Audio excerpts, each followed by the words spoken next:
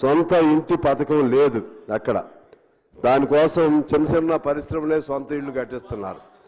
అలాగే మారు పేరు సరే అక్కడ సెంట్రల్ గవర్నమెంట్ పెట్టినటువంటి ఆ యాక్ట్ వల్ల మన సింగరేణికి వచ్చే మైన్స్ ప్రైవేట్ వాళ్ళకి వెళ్తూ ఉన్నాయి.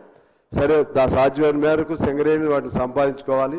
సంపాదించుకున్న తర్వాత అక్కడ బొగ్గు అనేది ప్రైవేట్ వాళ్ళకి ఇవ్వకుండా సింగరేణి కార్మికులు చేయాలనే నిబంధన ఉంది. దాన్ని ఉల్లంఘిస్తున్నారు అధ్యక్ష. అది ఆ బొగ్గు వరకైనా సింగరేణి కార్మికులకు అవకాశం ఇవ్వాలి. అలాగే సింగరేణికి దాదాపు 43,000 కోట్ల బకాయిలు జెన్కో సంస్థ ఉంది అధ్యక్ష. అది దాన్ని ఏదో ఒకటి పరిష్కారం చేయాల్సినటువంటి అవసరం ఉంది. అలాగే సింగరేణి కార్మికులకు సంబంధించి పెర్క్స్ అని ఉంటుంది అధ్యక్ష. దానిపైన కోల్ ఇండియాలో వాళ్ళకి ట్యాక్స్ రిఫండ్ చేస్తున్నారు, మన దగ్గర లేదు అధ్యక్ష. అలాగే సింగరేణిలో రాజకీయ జోక్యం తరచు ఎక్కువ అవుతుందనే ఒక విమర్శ కార్మికుల నుంచి వస్తుంది. ఈ అన్ని అంశాలపైన నేను మీకు నోట్ కూడా వివరంగా ఇస్తాను. దానిపైన ప్రభుత్వం సీరియస్గా ఆలోచన చేసి ఆ సమస్యలను పరిష్కరిస్తే మనకున్నటువంటి ఏకైక అతిపెద్ద ప్రభుత్వ రంగ సంస్థ అది. దాన్ని కాపాడుకోవచ్చని తెలియజేస్తూ మీకు ధన్యవాదాలతో సెలవు అధ్యక్ష. శ్రీ కౌశిక్ రెడ్డి గారు నోట్ చేసుకోవడం జరిగింది అధ్యక్ష, సభ్యులు చెప్పినటువంటి అంశం. అధ్యక్ష, మా హుజరాబాద్ నియోజకవర్గంలో కల్వల ప్రాజెక్ట్ అని మానకొండూరు కాన్స్టిట్యున్సీలో వస్తుంది బార్డర్లో. దాని కింద ఆయకట్టు 6-7 ఎకరాలు వస్తుంది. దాన్ని 2023లో భారీ వర్షాలతో పడ్డప్పుడు ఆ ప్రాజెక్ట్ అనేది కొట్టుకుపోయింది. చాలా సంవత్సరాలది. ఆనాడు కేసీఆర్ గారి నాయకత్వంలో 70 కోట్ల రూపాయలతోని డిపిఆర్ చేసి పంపడం జరిగింది. ఇప్పటిదాకా పెండింగ్ ఉంది. దయచేసి గౌరవ ఇరిగేషన్ మంత్రి గారిని, ముఖ్యమంత్రి గారిని కోరుతా ఉన్నాను, ఆ ప్రాజెక్ట్ని దయచేసి శాంక్షన్ చేసి కంప్లీట్ చేస్తే కింద రైతులకి 6-7 ఎకరాల ఆయకట్టు వస్తుందని చెప్పి కూడా ఈ సందర్భంగా తెలియజేస్తా ఉన్నాను. అదేవిధంగా అధ్యక్ష, మొన్న నా నియోజకవర్గంలో చెక్ డ్యామ్ని రాఘవ కన్స్ట్రక్ట్ చేసింది. కాంట్రాక్టర్ తనుండే దాన్ని బాంబు పెట్టి పేల్చేయడం జరిగింది. ఎట్లయితే మేడిగడ్డను బాంబు పెట్టి పేల్చిండ్రో ఇవాళ తనుగుల చెక్ డ్యామ్ని కూడా బాంబు పెట్టి పేల్చిండ్రు.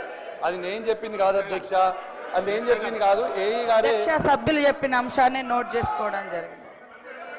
కొత్త ప్రభాకర్ రెడ్డి గారు అధ్యక్ష అధ్యక్ష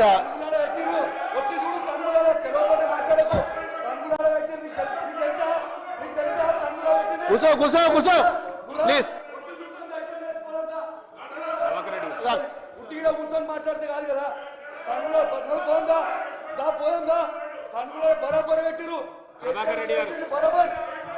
అధ్యక్ష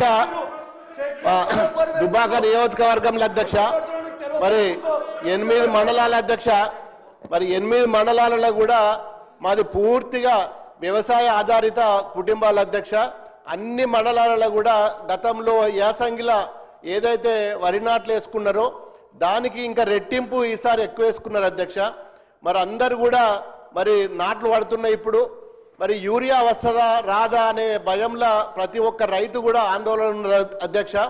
మరి మీరేమో యాప్ ద్వారా బుక్ చేసుకోవాలనుకుంటున్నారు, అది సాధ్యం కాదు. మరి చాలామంది రైతులు మీరు ఏదైతే యాప్ ద్వారా మరి యూరియా బుక్ చేసుకోవాలని చెప్పి పెట్టినరో అది సాధ్యం కాదని చెప్పి రైతులు మరి నిన్న మొన్న మరి ఆందోళనతో ఉన్నారు.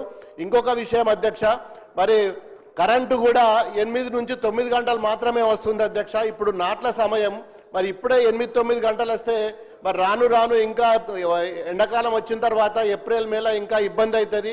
మరి ఆ పవర్ విషయంలో కూడా చాలామంది ఆందోళన ఉన్నారు. ఇంకో విషయం ఏంటంటే మరి చాలా గ్రామాలలో నాకు ట్రాన్స్ఫార్మర్లు లేవు, కరెంటు పోల్లు కావాలి, వైరు కావాలి. మరి ఇలాంటి మరి దానికోసం ఎవరైనా రైతులు డిపార్ట్మెంట్కి పోతే మా దగ్గర బడ్జెట్ లేదు, మేమేమి ఇయ్యలేమని చెప్పి మరి ముక్కుసూటిగా మరి రైతుల ముంగట్నే చెప్తున్నారు. ఇది కాకుండా అధ్యక్ష, మరి గతంలో మా దగ్గర మల్లన్న సాగర్ ఉంటుంది అధ్యక్ష, రైతులకు సంబంధించింది. మరి కూడవెల్లి వాగులో మరి నీళ్లు వదిలిన తర్వాత పక్కన ఉన్న గ్రామాలకు మోటార్ల ద్వారా చాలా ఇరిగేషన్ మరి డిపార్ట్మెంట్కి సంబంధించిన మరి మోటార్లు కానీ కాల్వలు కానీ మరి పూర్తిగా మరి మొన్నటి వర్షాలకు టెంపరీగా కాల్వలు తీసుకున్నారు గతంలో. మరి ఆ టెంపరీ కాలువలు పూర్తిగా మట్టి పూడిక నిండిపోయింది. మరి ఆ కాలువలు కూడా పూడిక తీయకపోతే ఈ సంవత్సరము దాని మీద ఆధారపడ్డ కాలువల మీద ఆధారపడ్డ రైతులు నష్టపోతారు. దయచేసి మరి మా మల్లన్న సాగర్ కానీ కొండపోచమ్మ ద్వారా మరి ఆ కాలువల ద్వారా నీళ్ళు వస్తాయి, సబ్ కెనాల్ల ద్వారా.